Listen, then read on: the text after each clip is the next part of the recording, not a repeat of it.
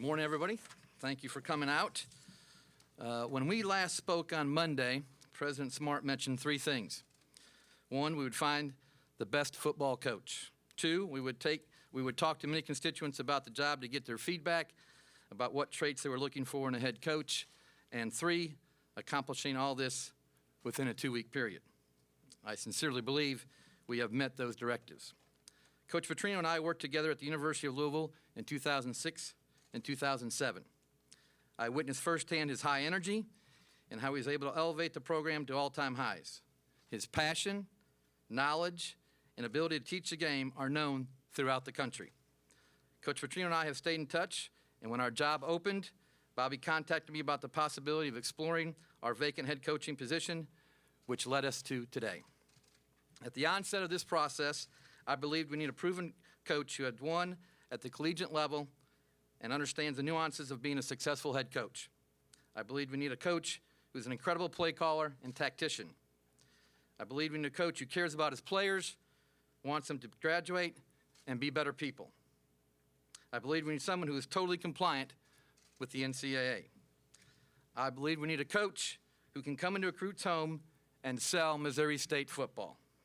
And I believe we have found that person in Coach Bobby Petrino. And now to make the announcement official, President Cliff Smart. Again, thanks for being here, everyone. With 119 and 56 record as a head coach at 3 FBS schools, not only have we hired the best coach available, we have hired one of the best offensive coaches in the history of the game. We've also hired someone who will run a clean program, be compliant in all aspects of the NCAA, and graduate his student athletes. That's been his history. Both areas are important. Both areas are equally important. Gail and I are so pleased that Bobby and Becky Petrino have joined the Missouri State University family. Please give a warm Springfield welcome to the MSU Bears football head coach, Bobby Petrino.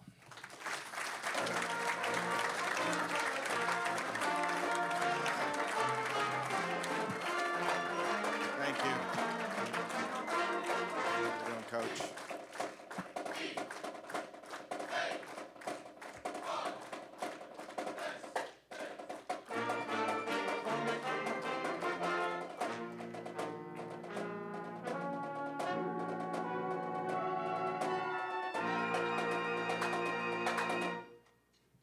Thank you. Appreciate it. Great job, man. You did an excellent job at the game last night, too. It's great to be here. I'm very, very excited to be in Springfield and be here at the Missouri State University. I'm looking forward to it. I feel like we know Springfield pretty well. Being down in Fayetteville, I used to come up here and watch my daughter golf. She took a trip here, which I came with her when she was being recruited. And looked around and we saw the university. 30 years ago, I came here as the offensive coordinator at the University of Idaho and played a playoff game where basically it was like a tennis match. You guys went down and scored, we went down and scored.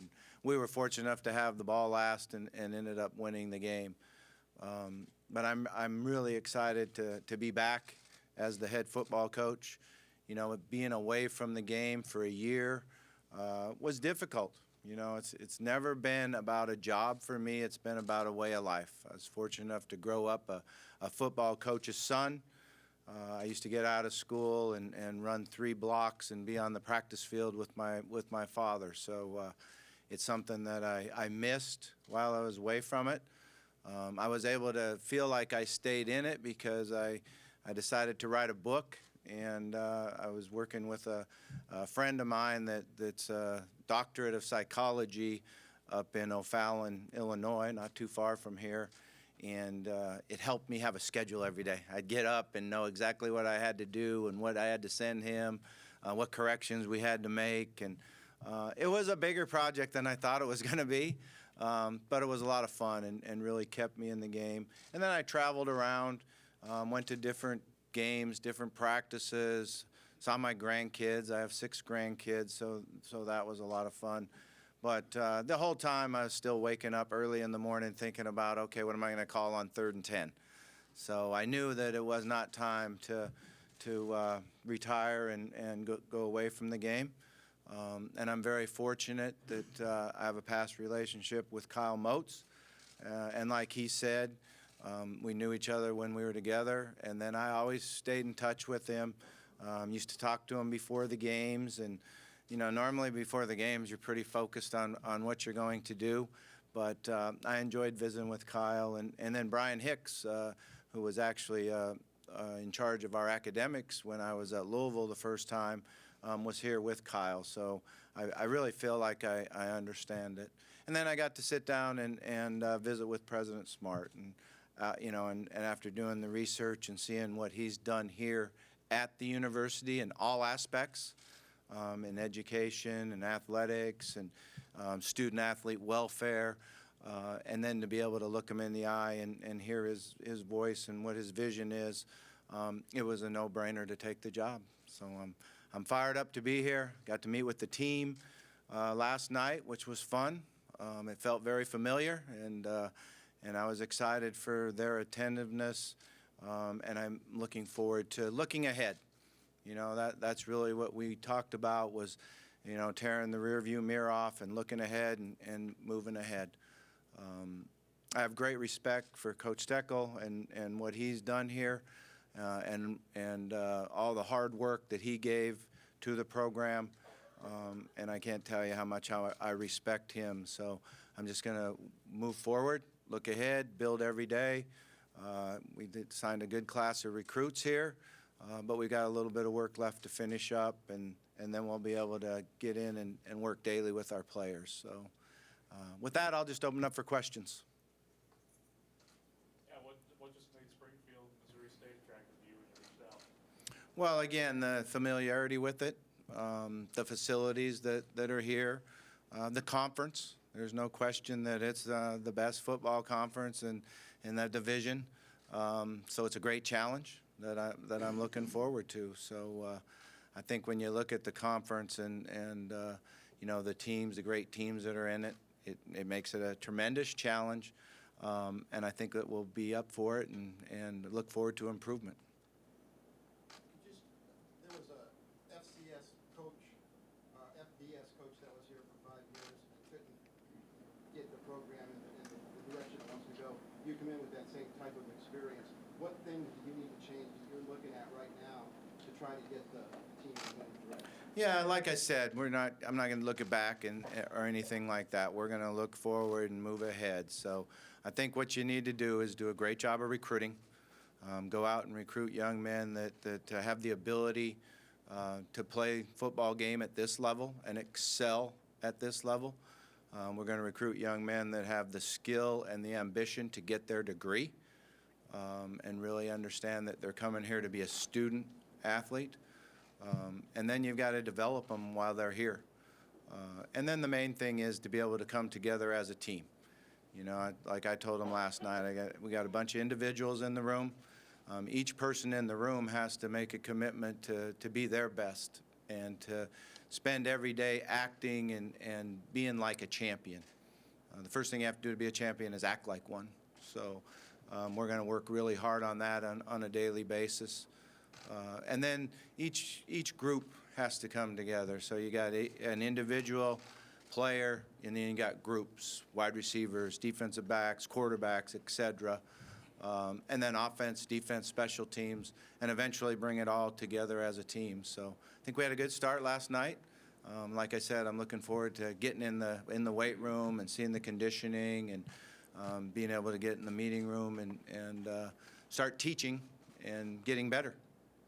I know you say you don't want to look back, but I mean it's been quite a while since football's been really a big thing here. Just what makes you the guy that's going to be able to turn things around? There's been guys who stood in that spot right now and weren't able to.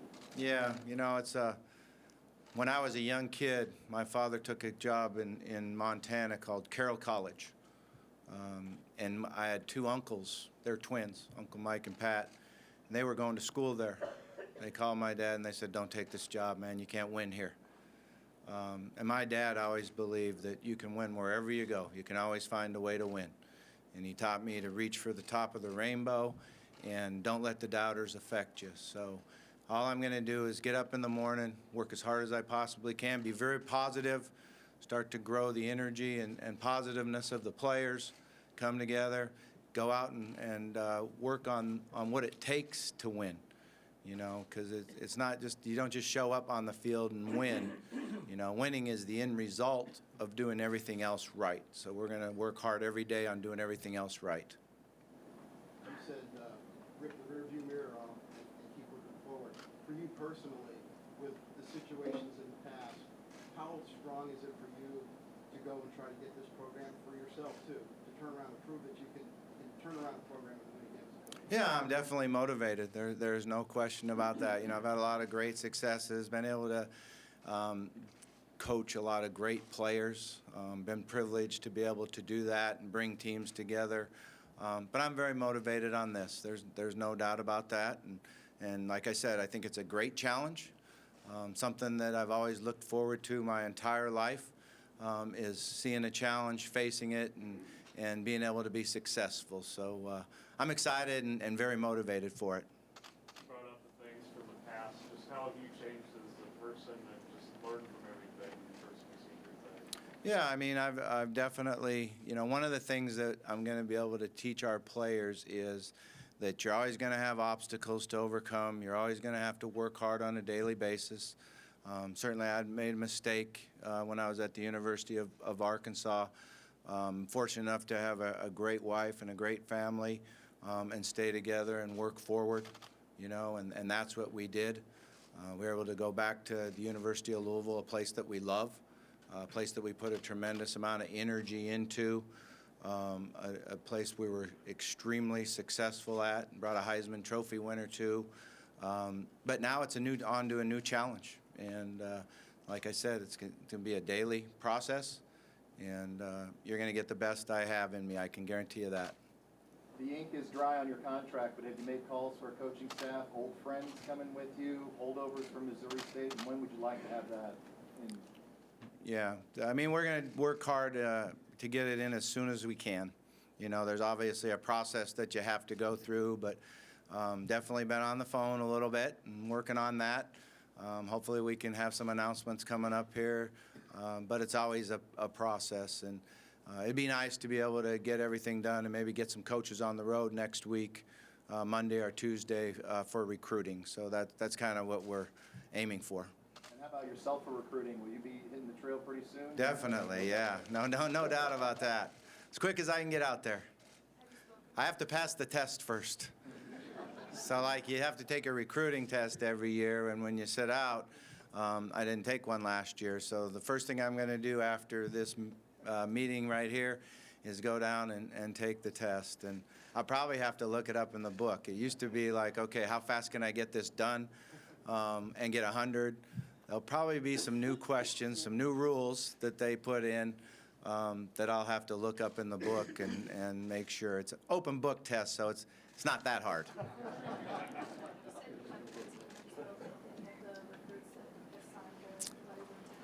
No, she asked about speaking to the recruits, and I actually can't talk to recruits until I pass that test. But that doesn't include the signees, and I'll be able to get that done today, where I call everybody that signed and is coming here. How difficult is it to get on recruiting this late in the process when you already had a signing period and you had one coming up in a week? Yeah, you know, it's really changed with that. It was going to be like an early signing period, but it became the signing day. So it's pretty much that class is fairly set. My understanding is we have around 6 other scholarships or partial scholarships that we can use, 6 other members that we can sign. But again, that's it's a process to sit down with compliance and see exactly where we are with the count, what's available, what the needs are, you know, what those 6 positions, what we have to get, and then move forward. So I really don't have a great answer for you on that right now, but I certainly am looking forward to getting it done. You're going to honor the people who have signed already? Yeah, they signed their scholarship, and they have scholarships here and are ready to go, certainly. Can you talk just a little bit about exactly when you knew this job was opening? You talked the most about the job. You approached him. When was that? When did it open? You know, it's kind of I'm not exactly sure when it opened, but what probably happened is one of my daughters, who look at that football scoop stuff, gave me a call and said, "Hey, did you know Missouri State was open?" And I said, "No, I didn't," because they knew I knew Kyle and that I was very familiar with the area. And you know, we drove a bunch back and forth between Fayetteville and Louisville because I had children going to school there at the university, and we always stopped here and ate or got gas, and then because of Katie coming here. And we came here one time to go to Bass Pro Shop. Certainly had to do that. And they tell me I need to go back because they got a new aquarium in there, so I'm looking forward to that. So they probably contacted me, and then I tried to get a hold of Kyle. And it wasn't very long ago because I know when I was trying to get a hold of him, I couldn't. So then I tried to get everybody that I knew that knew Kyle to get a hold of him. And some did and some couldn't. You know, but he was actually down at Frisco at the national championship, and so eventually he called me back, and then we moved very quickly from there. I mean, you're used to making way more money than you're making in this contract, but it's not about money? No, not at all. It's not about money at all. In fact, we've taken the coach's salary, reduced it a little bit, put it into the assistants pool to be able to, you know, help the assistants and be able to get them here. So. I missed coaching. I missed the daily grind. I miss working with the players. I miss working as a team, being part of a team, being with the assistant coaches. And, you know, I think I see it as a twofold job here, is really working hard with the players and developing young men, you know, to be students, to be athletes, to get better socially and spiritually so we can be in balance. And that gives you a chance to be very successful. But I also see it as, you know, the opportunity to develop young coaches. And, you know, one of the big things about being a head coach is not just coaching the players, it's coaching the coaches. So we're all on the same page, we're all saying the same verbiage, we're all drawing plays the same way. So I really miss that, and I'm excited to put a staff together and see where we're at. Coached in the SEC. They say that the Valley Football Conference is the SEC of FCS. If we can get all the alphabet things straightened out. It's a lot of letters. What is the similarities between the two? Are there? Yeah, I mean, I need to learn that. You know, I think the biggest thing about the SEC, was, in my opinion, was the defensive linemen, you know, and the difference of the pass rushers and the people that were chasing the quarterback were unbelievable athletes. You know, my understanding so far in the Missouri Valley Conference or football conference is that the offensive line and defensive line are physical, and the ability to stop the run and play physical brand of football. And, you know, I've always kind of been known for throwing the ball and having fun and doing that. But I do understand that to win games, you have to run the football to win games. And whether you line up and throw it first or you line up and run it first, you do have to run the football to win the games, and you have to stop the run to win games. So that'll be part of the process, and part of the fun is doing studies on each team, what we believe their philosophy is on offense, what their philosophy is on defense and special teams, because it goes into how you set up spring practice. You know, like when I was in the profession a few years back, I didn't like to run the power play. You know, it's just something that I didn't really enjoy, because a lot of teams that ran power really well would go, you know, 3 yards, 4 yards, punt the ball, play great defense, and I like to go score, you know. So, and then they score in the fourth quarters doing that, and those 3-yard gains become 30-yard gains because they wear you down. But I've always enjoyed the philosophy as let's come out, be real aggressive, throw it around, score points, get them behind, make them have to throw the ball, and then turn loose pass rushers and hit the quarterback. I still truly believe that to win a football game, our quarterback has to play better than their quarterback.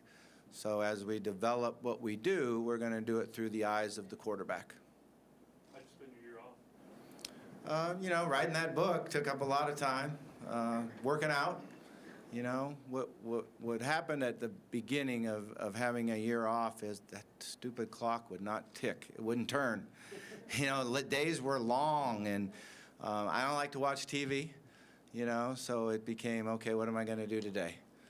I went and tried to practice golfing and went to the range, which I never really liked to do. I just like to go out and play. Actually, one thing that you do learn is practice does make you better, even in golf, you know. And I'd play some rounds of golf, but you can only do that so many times during the week. And then I was able to, you know, acquire a computer and football, and, you know, continued to study and work on that. And then travel around, and Becky and I were able to go to see our grandkids and see some football games and, you know, enjoy our time. Have you looked at the schedule? Yeah. I'm still here. It's a good schedule. Yeah, there's no doubt about that. Did you pursue other jobs kind of during this off-season? Yeah, you know, I really don't get into a whole lot of that, but I knew that I wasn't going to stay retired. It was just a temporary retirement. Bobby, if you look at the schedule 3 years down the line, game in Arkansas coming up. Oh, no, I haven't looked that far ahead. You know how I am. I'm focused on one thing at a time. So we get our staff put together, and some of the things that are fun in the off season is not only working with your players, but studying the opening part of your schedule and who you play next. But certainly not going to look down the line more than those first games. Due to some of the things in the past with just kind of the way you've led the programs, just how committed are you here right now? Just I know it's day one right now, but what can you say about that? Yeah, you know, I'm kind of getting on the other side of the hill a little bit. I feel great, though. I feel very young, very energized. And this is the job that I want. And, you know, there's a 5-year contract, and you know, like I told Kyle, I said, if you're going to write a script, let's write a script like this. I come here, I'd be very successful. I decide 8-10 years from now whether I still want to coach football with a national championship in my pocket. That's what I want to see happen. Do you have a timeline for that? It's a great question. I said, like, somewhere in there between those 8 and 10 years, we got to get it done. Thank you very much. It's really a pleasure to be here. Appreciate it.